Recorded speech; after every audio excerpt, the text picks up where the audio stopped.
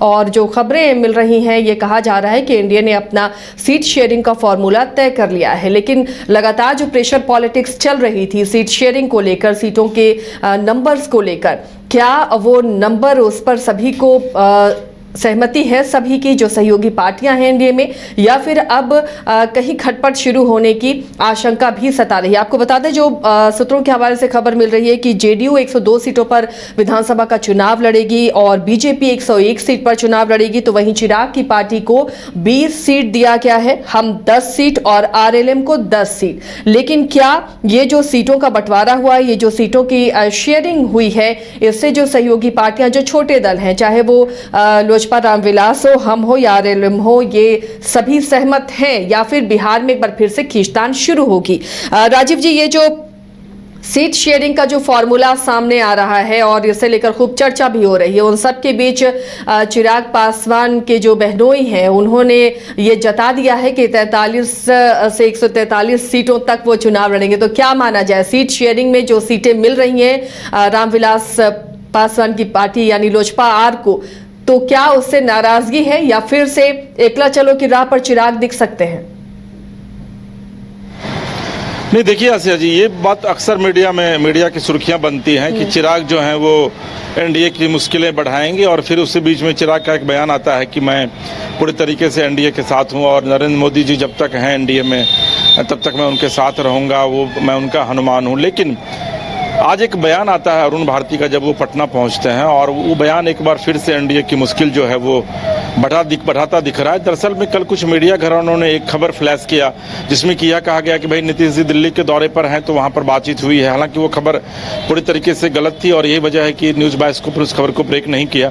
लेकिन तमाम जो बड़े घराने हैं मीडिया के, उन लोगों ने इस खबर को ब्रेक किया था और लोगों ने विधिवत सीट शेयरिंग भी कर दिया था। उसमें 102 सीट पर बीजेपी को दिखाया गया था, 101 सीट पर जेडीयू को दिखाया गया था, 20 सीट जो है वो आपको चिराग के खाते में दी गई थी, 10 सीट जीतन राम मांझी को और 10 सीट उपेंद्र कुशवाहा को दिया गया था। लेकिन ये खबर पूरी तरीके से भ्रामक थी। लेकिन जब ये खबर आई तो उसके बाद एलजेपी-आर की बेचैनी जो है वो बढ़ी, और जब आज अरुण भारती पटना पहुंचे तो उन्होंने मीडिया से बातचीत करते हुए कहा कि भाई हम तो पिछली बार यानी कि 2020 में 147 सीट पर चुनाव लड़े थे और उस समय नीतीश जी जो है वो एनडीए के साथ थे, लेकिन मैं उस एनडीए में मैं नीतीश जी के साथ नहीं था, एनडीए के साथ नहीं था।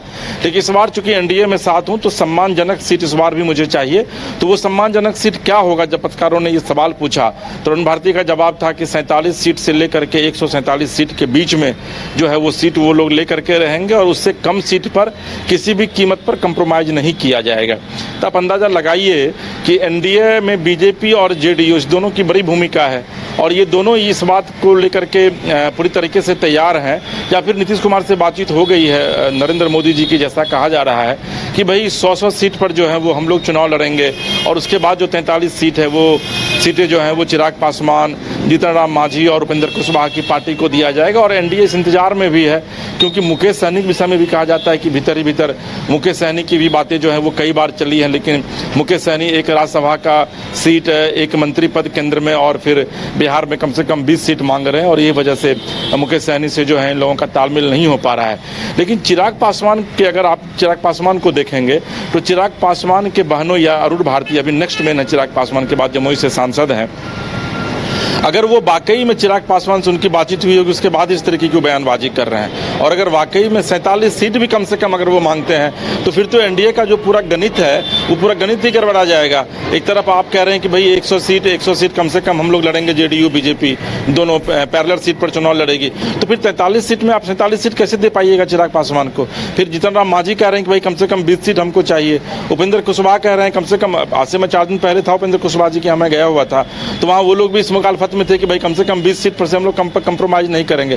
तो ऐसी स्थिति में तो सीट तो 243 ही है, तो निश्चित तौर पर चिराग पासवान जो है के बहनोई जो है वो इस तरीके की बयानबाजी करके एनडीए को संकट में डाल रहे हैं, और एनडीए अगर संकट में पड़ेगा तो निश्चित तौर पर इंडिया गठबंधन जो है वो मजबूत होगा। और आपको पता है कि अभी किस तरीके से राहुल गांधी अपने गठबंधन के साथियों के साथ लगातार बिहार भ्रमण पर पिछले 15 दिनों से हैं। आज वो मोतिहारी के इलाके में, कल छपरा और आरा के इलाके में जाकर के कल आरा में अपने कार्यक्रम को समाप्त करेंगे। तो महागठबंधन को तो बैठे बिठाए एक बड़ा मुद्दा मिल जाएगा। और अगर चिराग पासवान एनडीए से बाहर होकर चुनाव लड़ते हैं तो फिर जाहिर है कि इंडिया गठबंधन को उसका सीधा लाभ मिलेगा और एनडीए कमजोर होगी। क्योंकि चिराग पासवान के अगर आप वोट इक्वेशन की बात करेंगे, वोट परसेंटेज की बात करेंगे, तो लगभग 6-6.5% के करीब उनका वोट है, क्योंकि पासवान जाति की आबादी है उतनी। तो ऐसी स्थिति में अगर 5-6% वोट कटता है एनडीए से, शिफ्ट करता है दूसरी तरफ, या फिर चिराग पासवान ही अकेले चुनाव लड़ते हैं और वो वोट अगर शिफ्ट करता है, तो निश्चित तौर पर महागठबंधन को बहुत ज़्यादा मजबूती मिलेगी।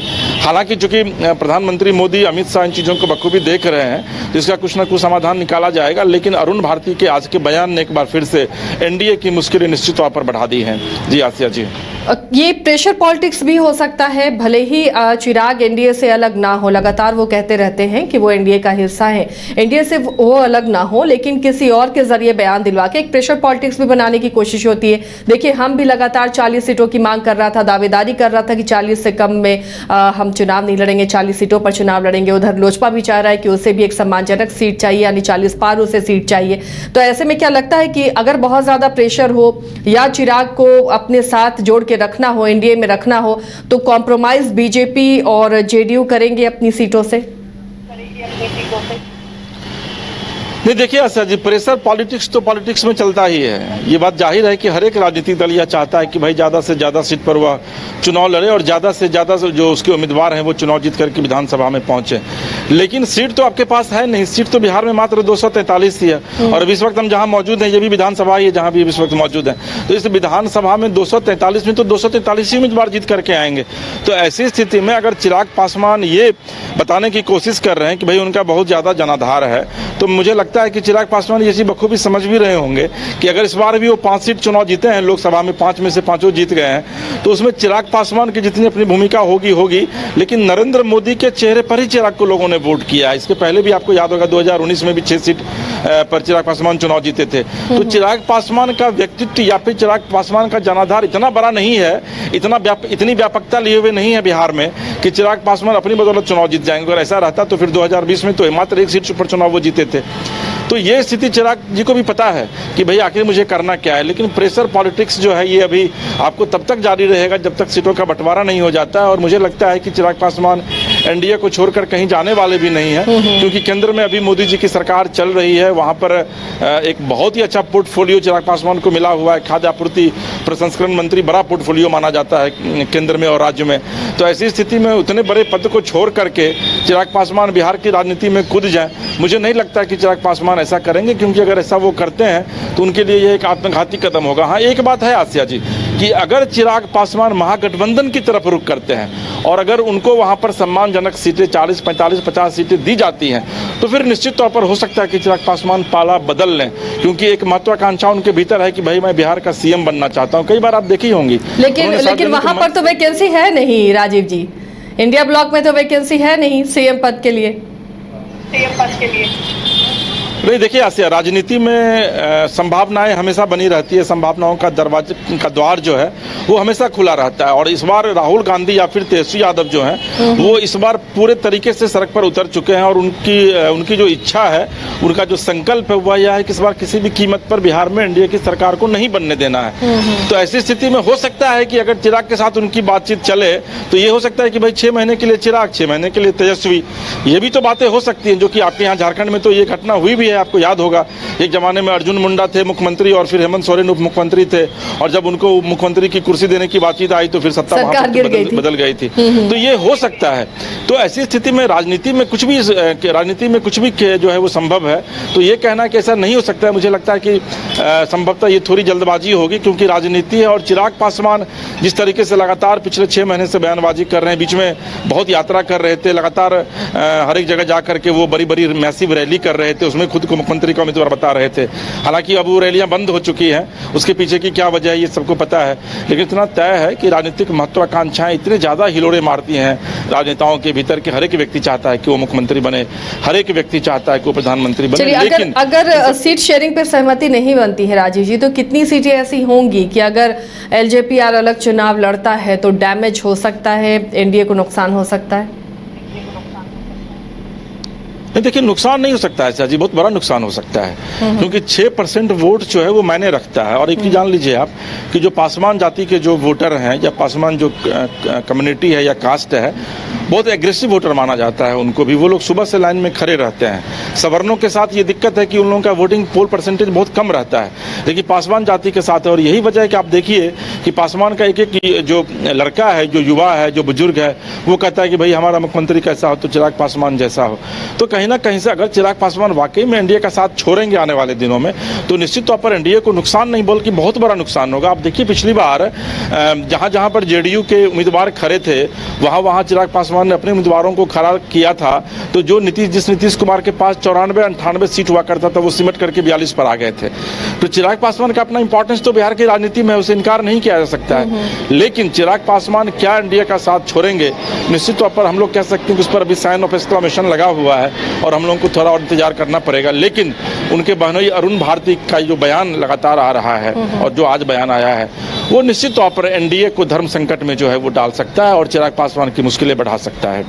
जी आसिया जी। चलिए, शुक्रिया राजीव जी इस तमाम जानकारी के लिए। तो फिलहाल जो अरुण भारती का बयान आ रहा है सीट शेयरिंग पर, और उन्होंने सीधे कहा है कि 43 सीटों से लेकर 143 सीटों तक हम चुनाव लड़ेंगे बिहार में। यानी कि जो फॉर्मूले का जिक्र हो रहा है कि एलजेपीआर को 20 सीटें मिलेंगी, इससे संतुष्ट नहीं है एलजेपीआर। सांसद अरुण भारती का जो बयान आ रहा है उससे ये साफ हो रहा है कि कहीं ना कहीं ये एनडीए में गठबंधन में प्रेशर बनाने की भी कोशिश है कि आप हमें सीट ज़्यादा दें, सम्मानजनक सीटें दें, वरना हम अलग अकेले चुनाव भी लड़ सकते हैं। लेकिन फिर भी इसकी संभावना बहुत कम नजर आ रही है, क्योंकि चिराग लगातार ये कहते रहे कि वो एनडीए का हिस्सा है, प्रधानमंत्री नरेंद्र मोदी के वो हनुमान है। तो ऐसी स्थिति में लगता नहीं कि कोई बड़ा कदम चिराग पासवान फिलहाल उठाएंगे। और जो होता है सीट शेयरिंग से पहले, जब तक मुहर नहीं लग जाती है, तब तक इस तरह की बातें सामने आती रहती हैं, नाराजगी की बातें आती रहती हैं और तमाम पार्टियां गठबंधन में इसी तरह प्रेशर बनाती हैं ताकि उन्हें ज्यादा से ज्यादा सीटें मिले।